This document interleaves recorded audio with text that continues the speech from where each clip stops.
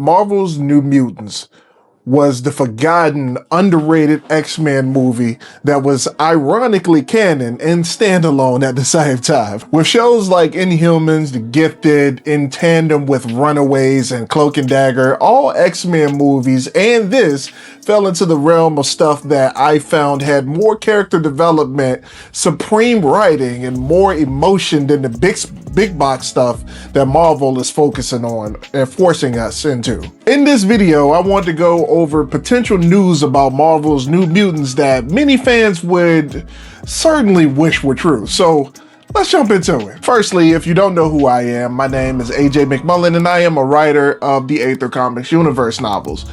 We currently have a roster of around 300 characters spanning over a scheduled list of about 100 novels and 1,000 years. Hit that like button and subscribe because we all know that sci-fi and fantasy make the world go round. Now, back to the video. I literally had a conversation with my wife about this movie just days before seeing this post from, it was just a random post on the internet. It was about New Mutant star Anya Taylor-Joy. Before I move forward, let me put some spec on her name because to say that she's just a star in New Mutants, in that time period since New Mutants release, she's been involved in 14 major projects, including 2 record-smashing Super Mario movies, the movie The Gorge, and Mad Max. But Anya did a masterful portrayal of Illyana Rasputina in the 2020 movie adaptation of New Mutants, also known as Magik. I won't lie and say that I knew a lot about Magik before this movie released, but after seeing this movie, I can say that Anya's character ended up being the cliffhanger that made you want to know more. I personally thought she should have been the lead because her backstory is a lot more tragic than Blue Hunt's character, Danny. Not to take anything away from Mirage because in the comics, she does look like a badass, I ain't gonna hold you. I'm just more interested in the girl who's able to open a portal to hell than the one who's haunted by a giant teddy bear. Although that bear and what it symbolized and how it killed her people is a metaphor that you can't ignore at all. Marvel has this strange philosophy where they tell us who we should find interesting opposed to just giving us the things we need. For instance,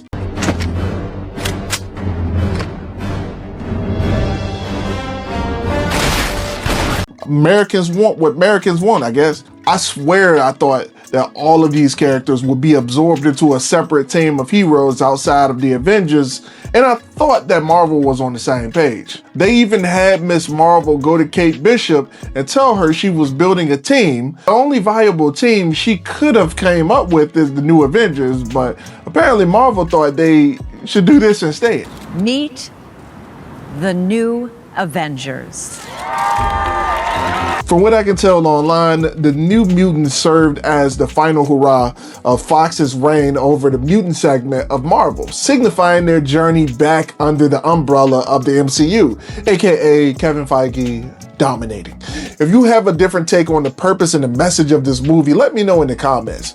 According to an unknown Marvel insider, Kevin Feige wants to reprise the role of Magik in the MCU and reportedly wants to discuss this one with none other than Anya Taylor-Joy. Yeah, tell him to call Mahershala Ali and Oscar Isaac while he at it.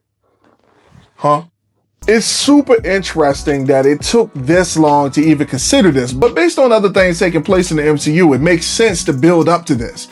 As long as they don't shortchange us in the process.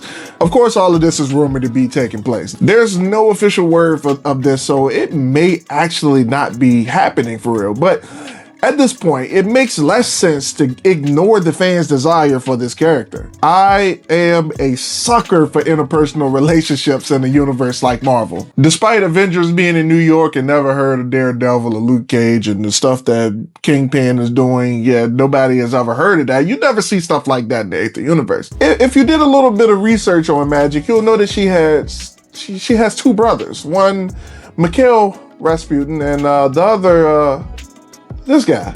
The assailant appears to be armed, dangerous, and wearing a red suit. What do you mean this man has been playing in our faces since Deadpool 1 in 2016, but he got a hot, more interesting sister that's locked up in a loony bin somewhere that he don't even talk about. Yeah, strange. Anyway, do you think this is sufficient evidence of Magik's return to the MCU, especially after the merger of the Fox division? Can you see this character coming back into the fold? Let me know your thoughts in the comments. YouTube wants you to watch this video on screen, but before you go, tap that subscribe button, and if you want to know more about the Aether Universe, you can find links in the description below for my book, Legacy of the Arcane and Flame. And until next time, friends, keep saying the unseen.